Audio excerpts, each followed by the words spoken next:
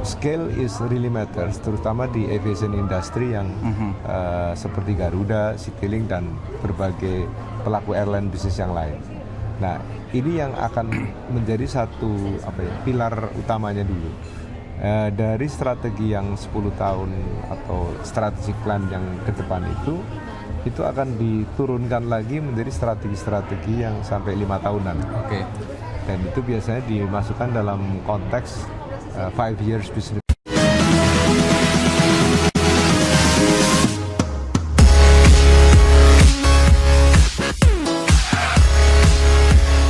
Selamat malam Pak Arif. Malam. Oke, terima kasih banyak atas kehadiran sore ini di tengah kesibukan Pak Arif.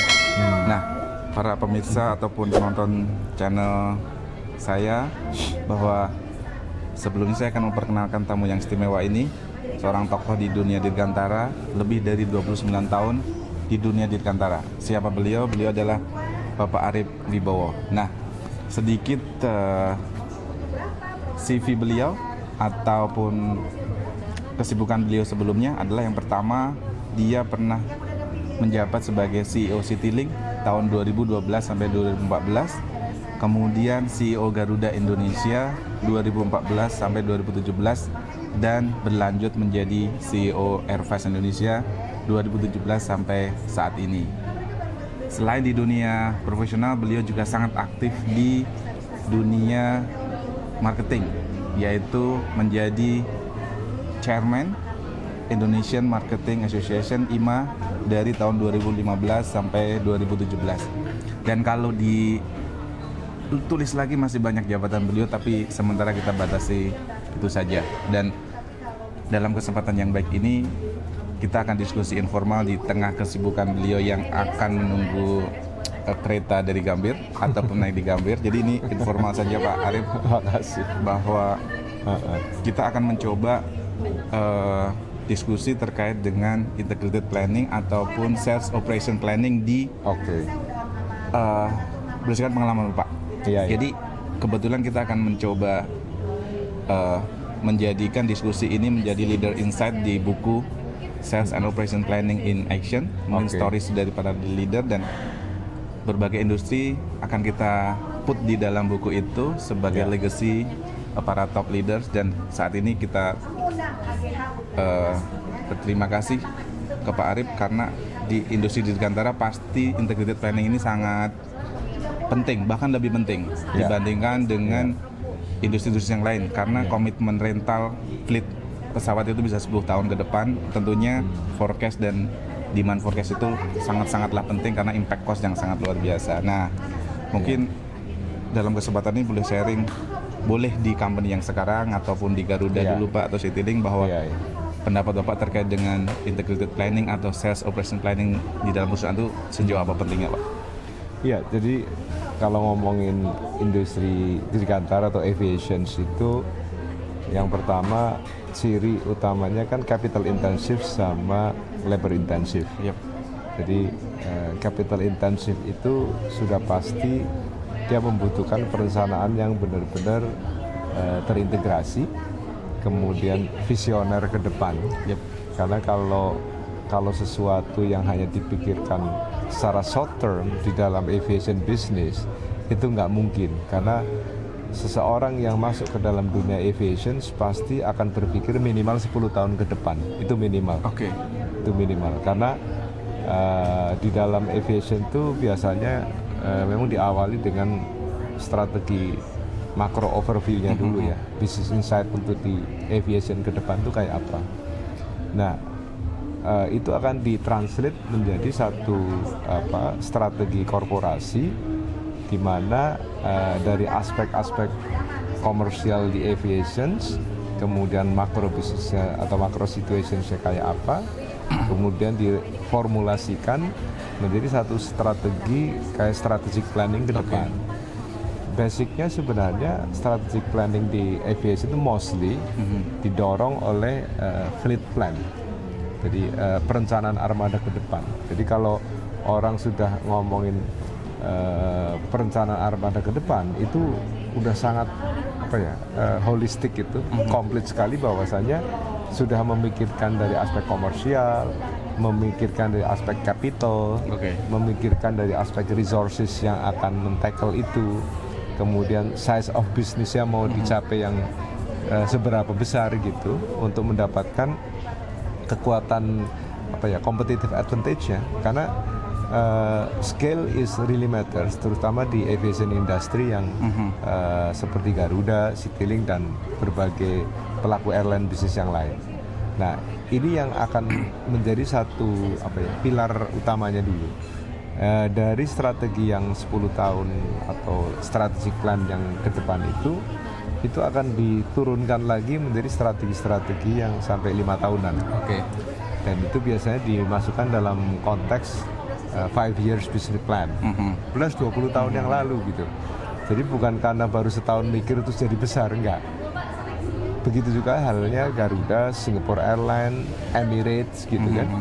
Emirates juga bukan baru kemarin sore itu jadi besar, dia udah dipikirin dulu dari sebelumnya. Nah, dari situ sebenarnya terus turun lagi dari 10 tahun, 5 tahun, kemudian sampai ke tahunan.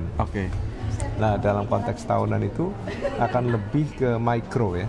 Micro artinya benar-benar sudah mentranslate apa yang menjadi strategi plan 10 tahunan, kemudian bisnis 5 tahunan, kemudian ditranslate dari tahunan itu mulai strategi-strategi yang lebih taktikal, gitu ya. Kenapa? Karena tacticalities di dalam airline industry atau aviation industry khususnya airline business itu value chain-nya panjang gitu, value chain-nya panjang dan membutuhkan kompetensi-kompetensi yang spesifik.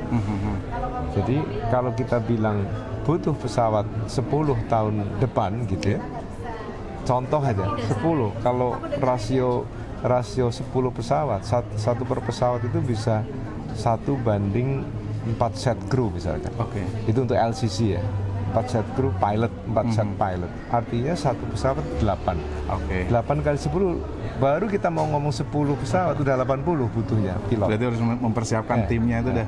Pilot pun bukan yang dari lulus terus langsung bisa terbang.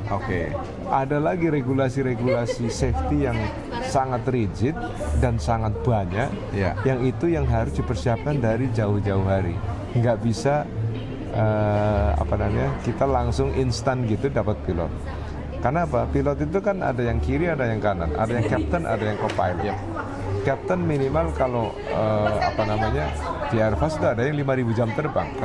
Ada juga yang 2.750 baru bisa dapat captain.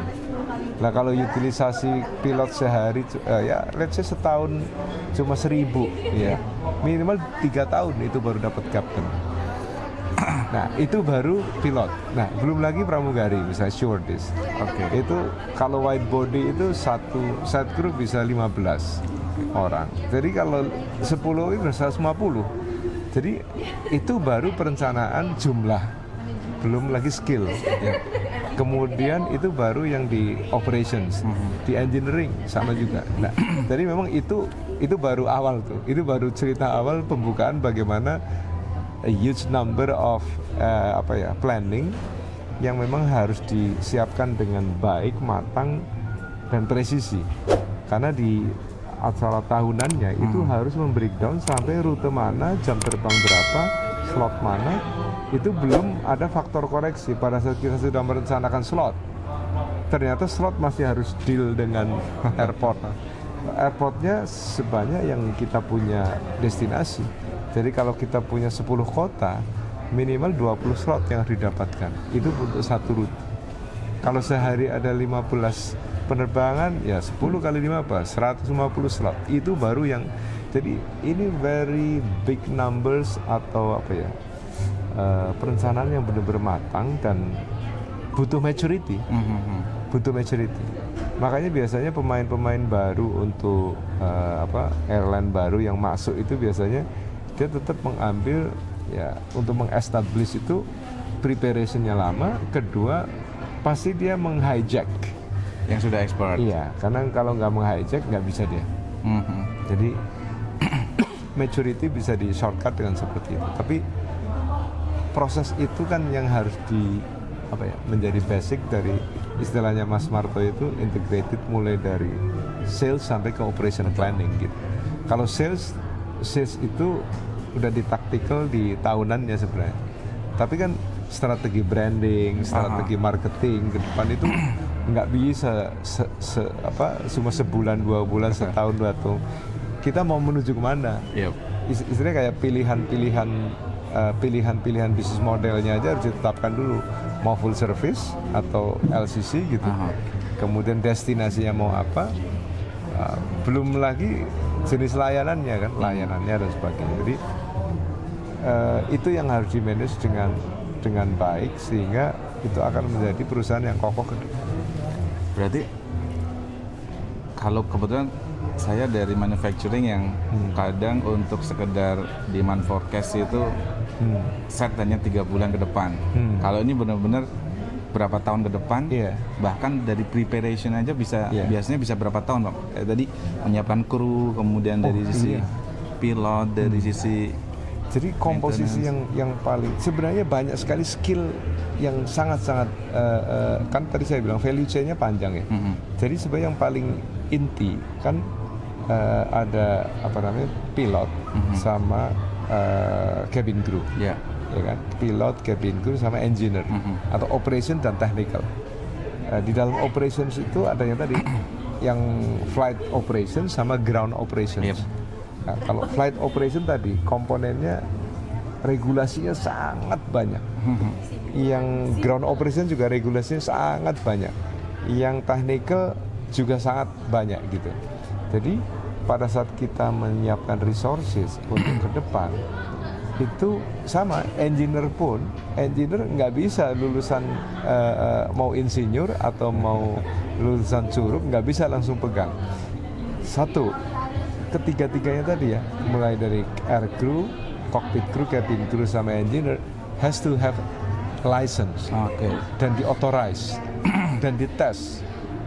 Even ground juga begitu. Untuk bisa merilis pesawat, melakukan mendispatch istilahnya, mendispatch pesawat itu pun harus ada license semua. Jadi semua itu regulated. Bayangin aja, karena memang itulah, karena kita bisnis layanan tapi membawa nyawa manusia kan. Gitu. Dan kembali lagi, penyiapannya tidak semuanya bisa di-shortcut dengan pro hire. Karena kan butuh maturity, kemudian belum lagi di bounding harus dengan memiliki value yang kuat. Karena bayangkan aja dengan resources yang sangat masif dan besar itu, kalau value-nya tidak kuat di perusahaan tersebut, itu gampang rontok di level operasional. Jadi level di operasional itu karena kita membonding berbagai macam resources dalam human resources gitu ya, yang dengan berbagai skill. Dan dengan berbagai skill itu sebenarnya kadang-kadang men-trigger silo-silo. Karena interdependency antar function itu sangat kuat. Bisa jadi ya nggak bisa bilang pilot, gue paling hebat loh. Kalau gue kagak ada nggak bisa terbang tuh orang. Engineer juga sama. Lu kalau nggak gue rilis lu nggak bisa terbang. Kira-kira gitu. Cabin juga sama. Lu terbang kalau nggak ada cabin nggak bisa terbang juga gitu.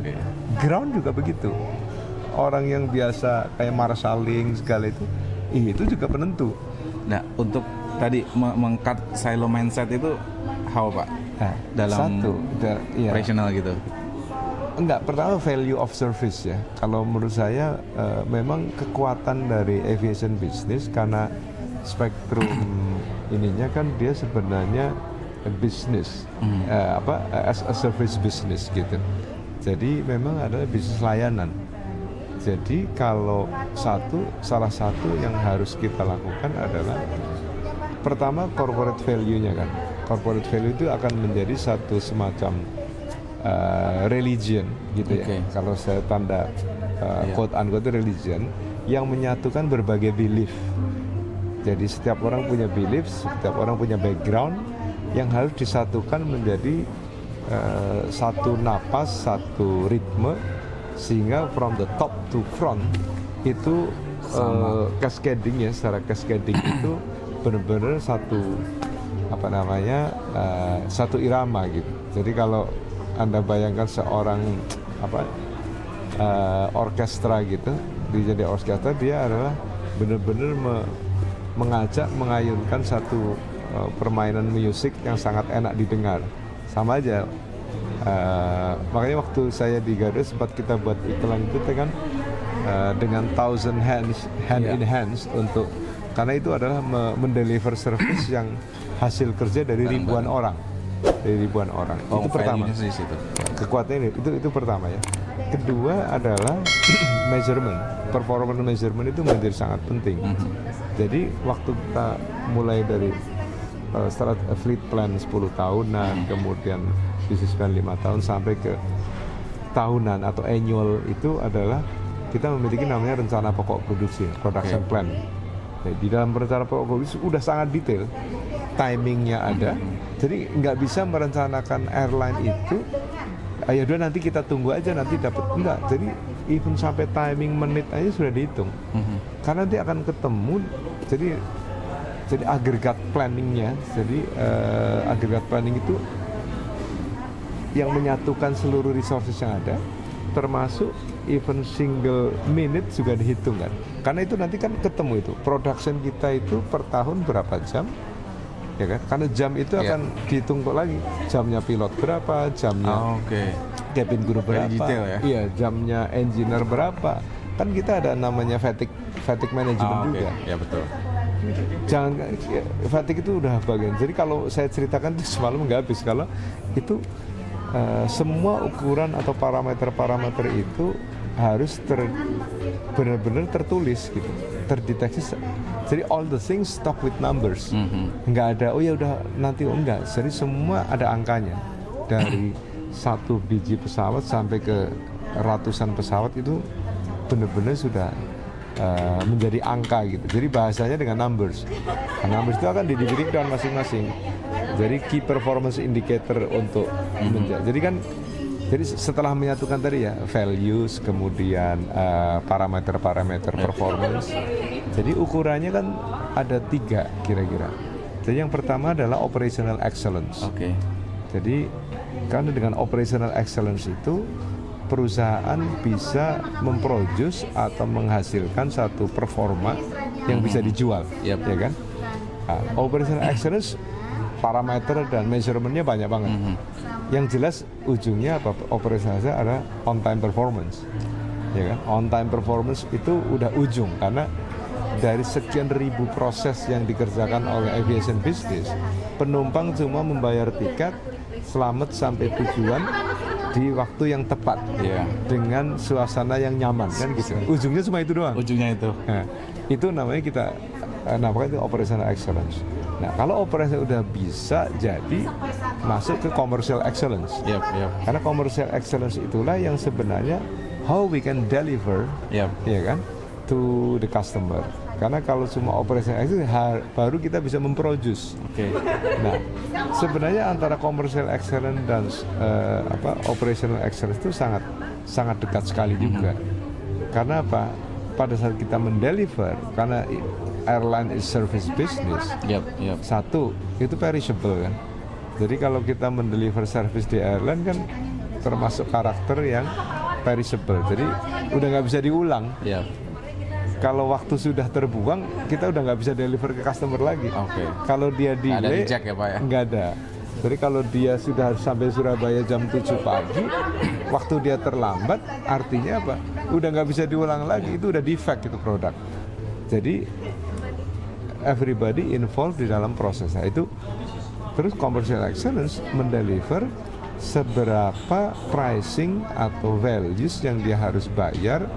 Dalam konteks itu value for money-nya berapa, kan gitu.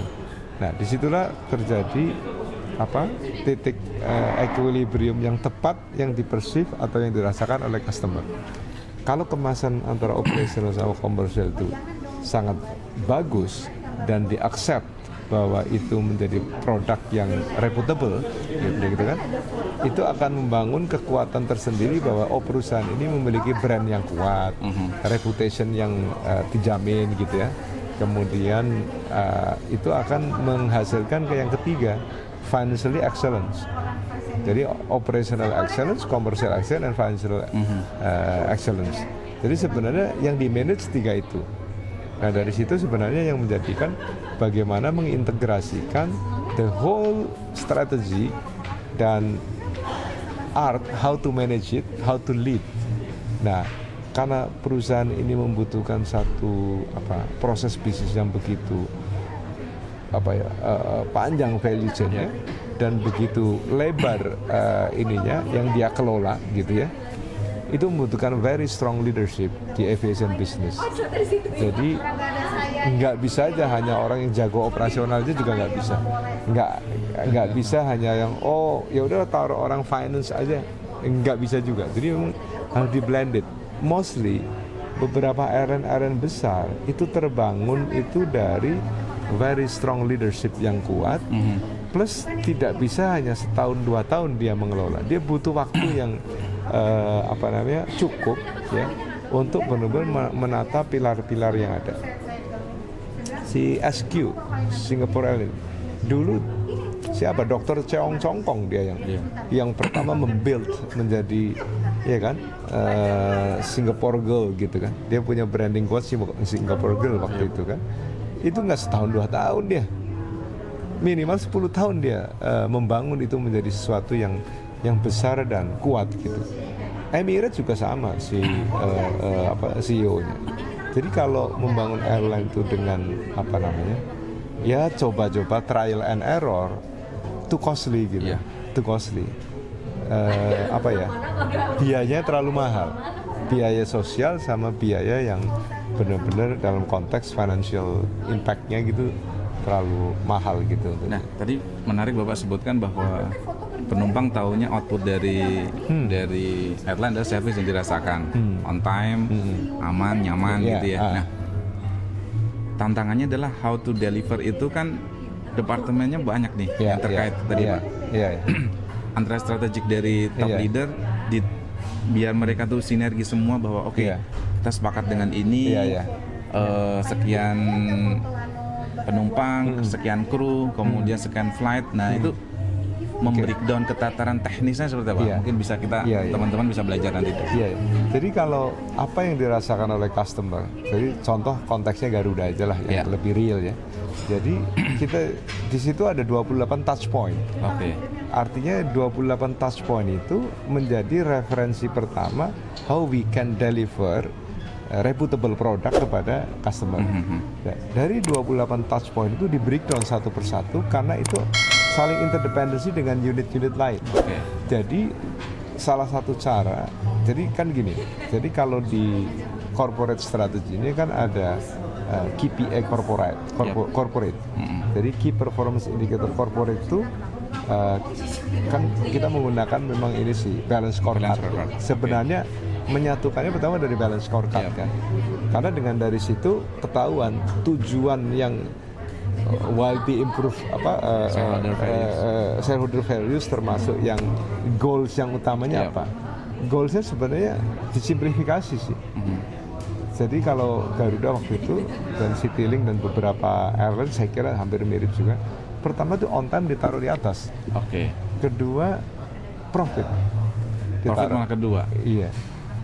Kemudian itu minimal dua important goal gitu. Important goal 2 itu harus diturunkan lagi. Sekarang on time saja untuk menjadikan itu barang on time di breakdown itu jadi ribuan KPI dan itu di breakdown very detail satu persatu kepada setiap function. Jadi contoh gini. Kalau kita bilang mentargetkan on time performance itu 90%. Artinya apa? Unit teknik harus menurunkan. Dia harus mendesain dispatch reliability dari pesawat itu berapa? Kemudian kalau pilot, contoh aja, pilot. Dia harus merumuskan dan memformulasikan berapa jumlah set crew, jumlah pilot, dihitung dalam 1 tahun, berapa dia yang harus training, berapa yang dia harus available, berapa yang harus standby. Karena standby pun harus dihitung. Karena kalau mau ngejar 90% nggak ada standby kru di sana. Nggak mungkin juga. Itu diturunkan lagi. Untuk bisa kru mencapai ke sana berapa jam. Itu ditentukan berapa jumlah transportasi yang memang diperlukan untuk membawa ini Begitu juga cabin, itu harus seru. Engineer sama juga. Oke. Kemudian operation juga sama. Berapa jumlah ground handling equipment untuk meyakinkan bahwa 90% on time performance itu tercapai. Finance, automatically finance juga harus memprovide ada capex nggak tahun depan, atau hanya cuma opex saja yang dia harus keluarkan. Iya. Dan itu udah satu ritme. Jadi ibaratnya kalau di orkestra itu kita udah mengambil nada dasarnya apa gitu, Semua ngikut. semua ngikut. Jadi ngikutnya kemudian sesuai dengan apa namanya apa itu kalau suara itu. Jadi sesuai instrumen masing-masing gitu, Iya. sehingga terdengar lagunya tuh enak. Sama KPI performance indicator juga gitu. Kalau dibaca itu angkanya enak gitu. Aha. Dan itu kalau satu titik itu nggak kecapai, sudah pasti ujung atas nggak akan kecapai. Nah itu yang memang. Nah, kadang kalau misalnya dalam praktik misalnya di weekly itu untuk mensinergikan yang sangat complicated itu weekly, monthly itu seperti apa? Apakah Ada, ya. ada satu event atau Ada. Jadi gini, kalau dalam teknisnya ya, karena memang saya terlibat betul teknisnya. Jadi dalam penyusunan namanya rencana pokok produksi atau production plans itu dimulai dari jumlah pesawat sampai ke jumlah kru dan sebagainya. Itu paling tidak itu sudah di prepare 8 bulan sebelumnya untuk tahun depannya gitu. dari 8 bulan sebelumnya udah di prepare? Iya, 6 sampai 8 bulan. Kenapa? Kan jadi kalau misalnya bulan